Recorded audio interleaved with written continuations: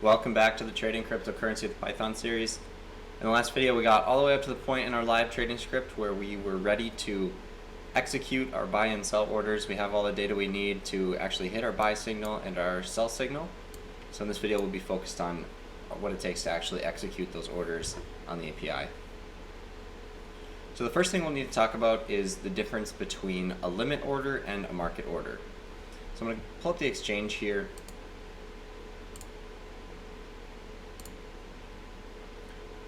So if you just go to the exchange and you click Trade and Advanced, you'll see this screen here.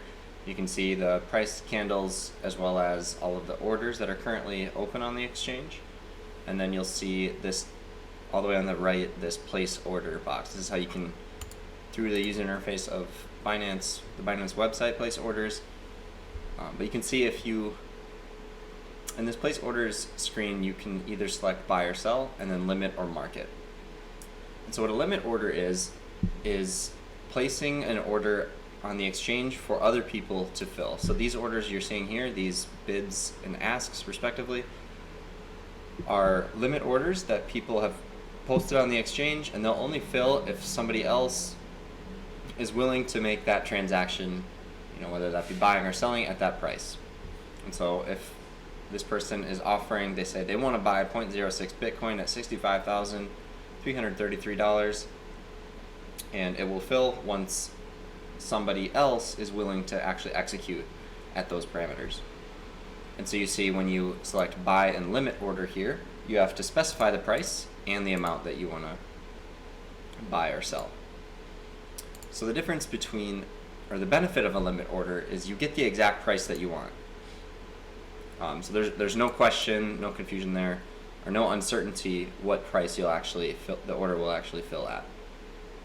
The downside to a limit order is it doesn't happen immediately, or it might not happen immediately depending on the price you specify. So you actually have to wait until that order executes before you can move on and actually have the cryptocurrency that you're wanting to buy at that time. And so with a market order, it's a bit different. You actually only specify the amount, and you can see here the price is just market price. Basically, you specify the amount you want to buy or sell, and you will just execute for the best offer currently on the exchange. And so that'll be an important distinction when we actually implement these functions live. Our goal will be to first, when we're buying, we want to place a limit order, and then we'll wait a certain duration of time to see if that order fills, and if it doesn't fill, then we'll cancel it, because as always, we want to make sure we're getting as close to the backtest as possible, so we don't want to just market buy and potentially get a different price than what we expected. When that happens, that's the term that's called slippage. So you might want to buy Bitcoin at 65,000, you execute, or you place a market order, but it actually fills for 65,200, and you just lost whatever percentage on that trade, and it'll be off by the backtest by that amount, or off from the backtest by that amount. So our goal will be to first place a limit order. We'll wait an hour in this case. You could change that number if you'd like, and then if it doesn't fill, then we'll cancel the order and move on to our next buy signal. So we'll take a look at the API here, and you can see there are functions for all of these things I just mentioned. So you can see order limit buy here, that takes in a quantity and a price. You can see order limit sell, that takes in a quantity and a price. The order market buy and order market sell functions only take in a quantity, obviously, and that matches kind of what we see on the exchange here. You only specify the amount and not the price. So let's get started here. Just as a reminder of where we're at with this script, we are pulling the current state of the market for each cryptocurrency based on the Bollinger Bands, and then we are checking the price every 10 seconds, and we're updating. And if this ask price falls below the lower band, that will be our buy signal. And so I have an example order here. I'll stop this for now, just so we can get an idea what this looks like. Obviously, the first thing we're going to want to do when we hit that buy signal is we're going to place a limit buy. So let's do that. Our symbol is going to be, as we iterate through this for loop, symbol US dollars. Our quantity is, or first our price is going to be this ask price. So this is, remember, the best ask price on the exchange from this get order book ticker function. And this is all covered in the previous video, by the way, if you have not seen that.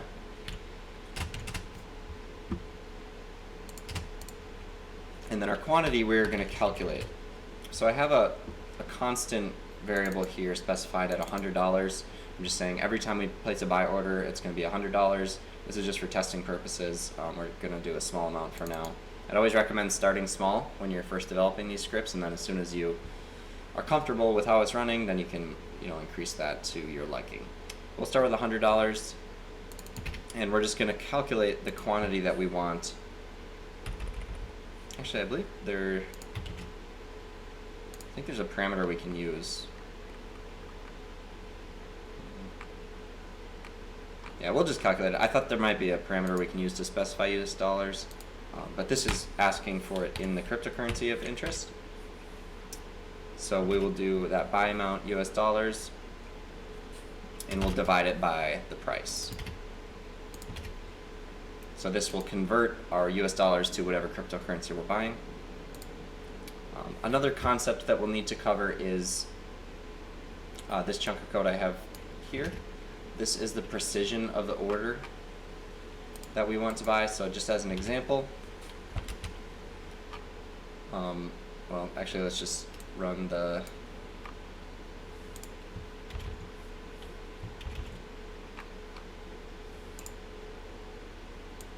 get symbol info function here. So this is a look at Litecoin symbol info. You can see there's these precision keys here. This is basically just telling you how many decimal places you can pass to the API. You can't pass, like, for example, a number like this one where there's like 10 decimals. The API will actually error out if you do that. So we need to figure out the precision for each of our cryptocurrencies, and that will be the quote precision, or actually, yeah, we'll use the quote precision for this. And you can see I'm basically just feeding a dictionary here by running these symbols, or this get symbol info function through a for loop, and we have a resulting precision dictionary of, you can see it's 8 for each of these, but there are other examples for like the smaller cryptocurrencies, for example, like the ones that are on the order of cents and not like thousands of dollars. These precisions can vary significantly. So just keep that in mind when you're passing your buy orders to the API. You need to actually specify that precision. So we are going to basically truncate this, and this is actually a function that I've grabbed from online. I'll show in a second. But we're going to use this truncate function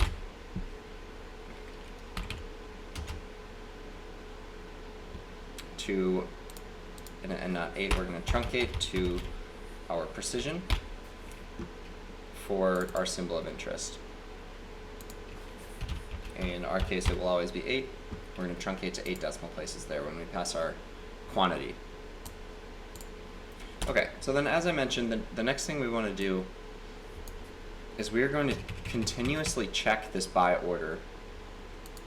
We're going to do it every 1 second. We're going to check this buy order and see if it's filled. If it has, then we can move on, and we're going to wait an hour. If that hour expires, then we're going to cancel it and continue checking our buy signal. So I'm going to place an example order so that we have something to work with here. Delete these things. I'm going to place one that's not going to fill, so you can see I have it set up to be 0.01 Bitcoin at $55,000. The price is currently like $65,000, so it won't actually fill anytime soon. You can see this buy order, what it looks like. We actually have this open on the exchange just by running this chunk of code here. And you can see our quantity that we want to execute, our original quantity, is 0.01, and our executed quantity is 0. So we want to refresh this order, or basically refresh this data every 1 second and check if it's filled. So we're going to do that similar to how like we've done above. We're just going to use a while loop and say while true, and then we'll break out of it once we find out that it's filled or expired. So the first thing we're going to do inside this while loop, this will run forever. First thing we're going to do is wait for 1 second. And you can do that using time.sleep with a 1. This is parameters in seconds. So just wait 1 second before we check again. We're then going to refresh the order. So we're going to say by order client.getOrder, and this takes in a symbol and the order ID.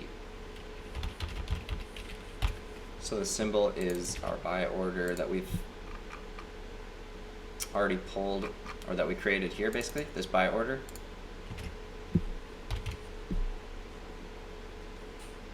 And we're going to grab the symbol key of that dictionary, so in this case BTC USDT,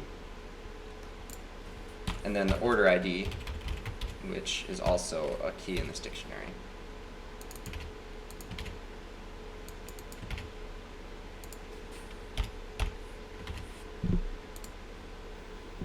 So this will refresh the data for this, and then there's 3 things we want to check, or basically 3 states this order could be in, and those are not filled, partially filled, or completely filled.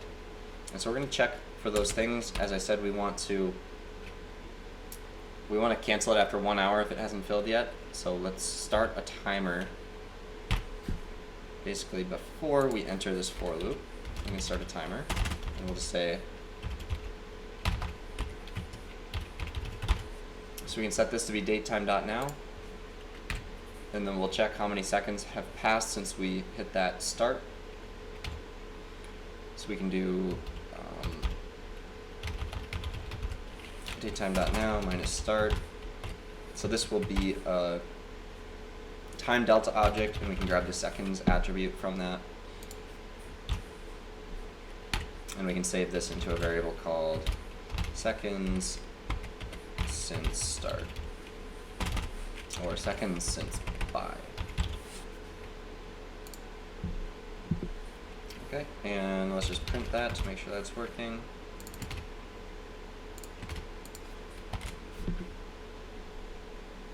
So you can see we're checking this every 1 second.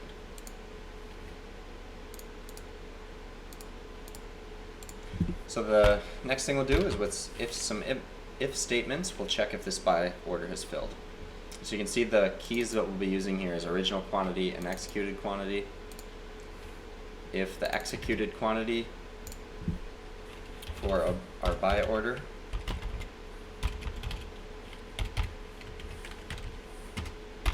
equals 0. Another thing is these are actually strings for some reason. I'm not sure why the API returns them as strings, or the Python wrapper rather, but we'll just convert those back to a float.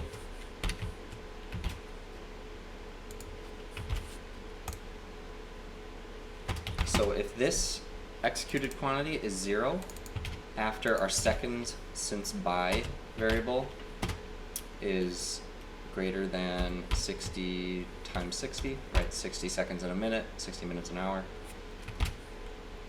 So this means an hour has expired and we've still not executed any of our order. We're still at 0. In this case, we are going to cancel our order. And let's see what this takes in. So this takes in a symbol and an order ID again.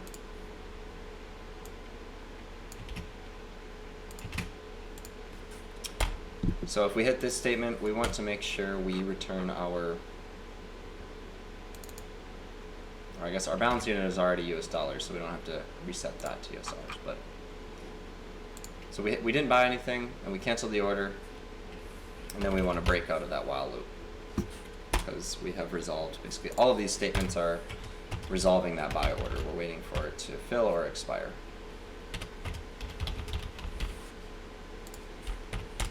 As I mentioned, the next thing we're going to want to check is if the executed quantity is not equal to 0, meaning some of it has filled,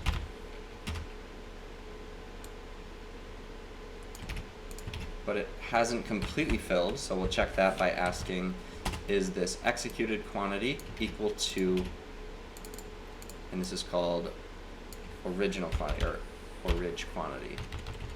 That's this key here. So if these things are not equal, actually, that means we haven't completely filled the order after 1 hour has passed. We're going to still go through with this buy and wait for our sell signal to sell it, but we're just going to cancel this. We're not going to wait for it to fill any longer. And so in this case, we do want to change our balance unit to be our symbol.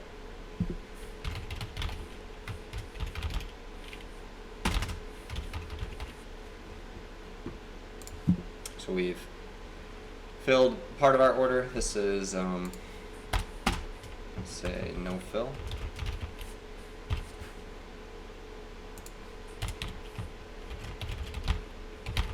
It's a partial fill. And then 90-some% of the time, it'll be a complete fill. Because remember, we're actually taking the bids and asks directly from the exchange. So most of the time, this will fill right away, just because we're actually grabbing that data, and we're only hitting our buy signal when we want to actually buy one of those bids or asks that we found on the exchange.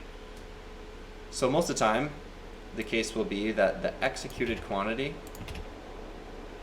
is equal to the original quantity, and this means everything that we asked for went through, everything filled, and in this case, order say completely filled.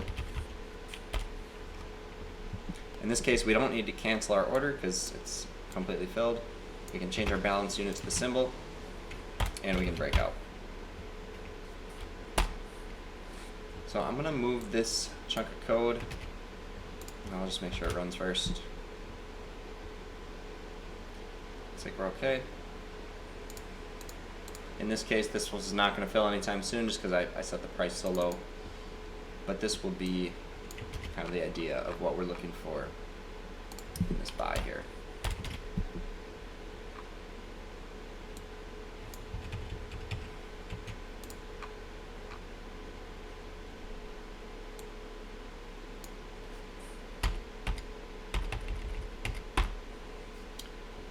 So for the purpose of this video, I'm just gonna market sell for now.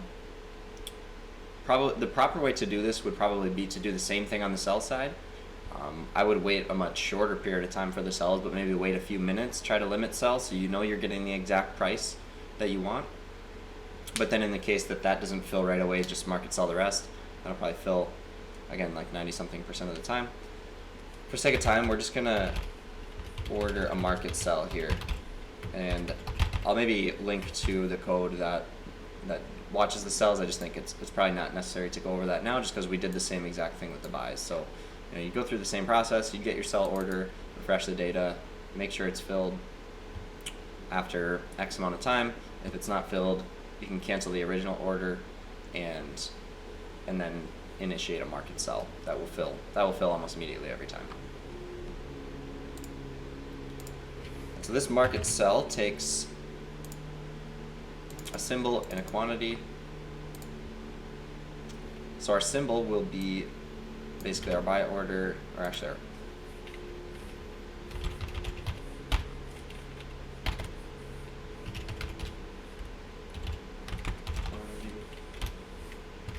our quantity is our buy order executed quantity. So how much cryptocurrency did we buy? That's how much we want to sell. Our symbol is going to be buy order symbol. And remember, we always have to truncate this again.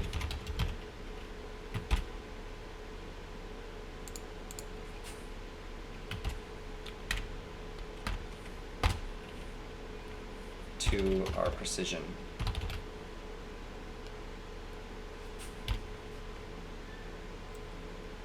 So our buy order symbol,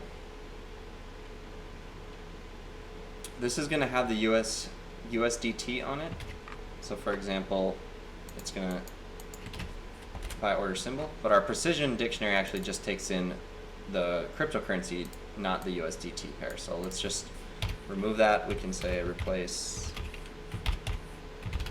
USDT. Oh, that was supposed to be parentheses here.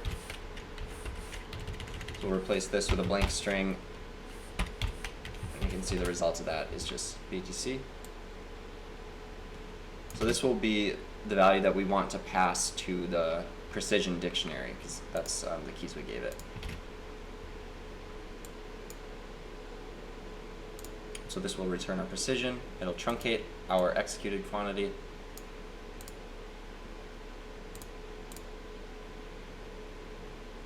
And this should be a float as well. I've been mentioning this truncate function. This is actually not a Python native function. I just grabbed this, have it copied here. I'll add it to our list of functions here. I just found this on Stack Overflow. So credit to this user on Stack Overflow, Null Stellan Sats, that created this truncate function. Basically just takes in a number. So I can run this and show you what that's doing. So we can truncate 0. Big long decimal to 4 decimal places.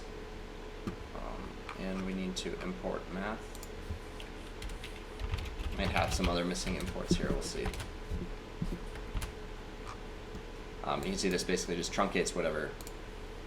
The reason we're using truncate instead of round is because on the API, if we don't want to overestimate the amount we currently own, right? We don't want to round up because then we won't have enough in our balance to actually complete the transactions. We always want to round down, which is what this truncate function is doing. So let's try to run this and see where we're at. It's difficult for me to kind of show an example of an actual buy and sell, as we're going to have to wait for a buy to happen. The lower band is currently quite a bit lower than the ask price. I think the price has just gone up recently, so we're probably not going to be able to hit a sell on video here, or a buy on video here. But it looks like this is working properly. I think we have implemented everything correctly. The last thing I wanted to cover, I'm going to interrupt this. So if you pay your fees on Binance with a cryptocurrency called BNB, or Binance token, you actually get a discount. So I just want to cover that quickly, how to get that set up. So if you go to your dashboard here and you scroll down to the bottom, there's this little checkbox here. You just have to turn on, and then you also have to make sure that you have BNB token in your account. So once you have some cryptocurrency in your account, I just go to the exchange and buy some BNB token, however much, maybe just like $50 to start, and then you'll have to make sure that balance, make sure you keep some BNB in that balance so that that will be used. So you can search that on the exchange here, and you can buy BNB token, and just a small amount of it. It's not an investment, just to pay your fees, and then you will, kind of as it says here, you'll get a 25% discount, so you'll get a 0.075% trading fee, which this is, if you experiment around with other exchanges, this is a very, very low trading fee. Binance is one of the best exchanges to use for especially high frequency trading algorithms. So if you have this unchecked, this would be 0.1%, which still by other exchanges standards, that's actually a very good trading fee, but you'll get another 25% discount on top of that. The last thing I wanted to cover is that you probably wouldn't want to actually run this in a Jupyter Notebook. You probably want to move this to your console. I like developing in a Jupyter Notebook just because it's, and especially for YouTube videos, it's easy to show examples. But I'm actually going to move this to a different, like an actual Python script here. And then I'll show you how to run this from the console. And so if you've been following along on GitHub, you'll see I've actually moved those functions out into this other file called auxiliary functions. So I'll just clear this out.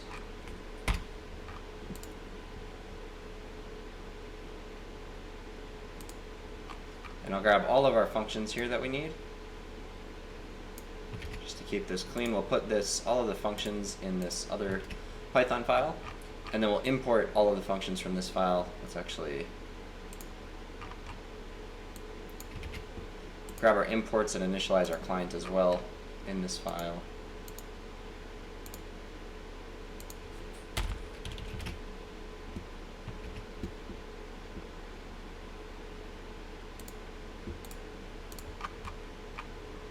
And then our actual trading script code here will be by itself in this live trading file here. So I will just update this.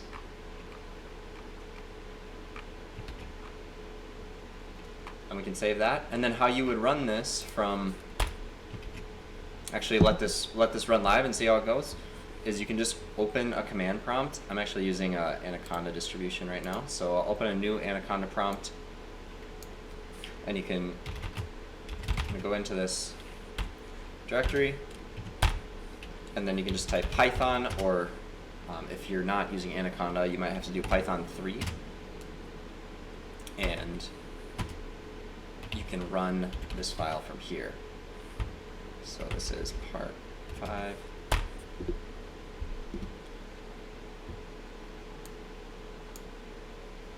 And you can see we have the same output here, the current state of the market. This will refresh every 10 seconds. You can probably add some other print statements as needed. You know, after you make a buy, you could say print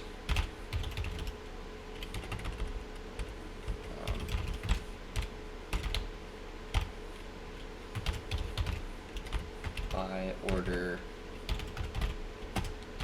placed.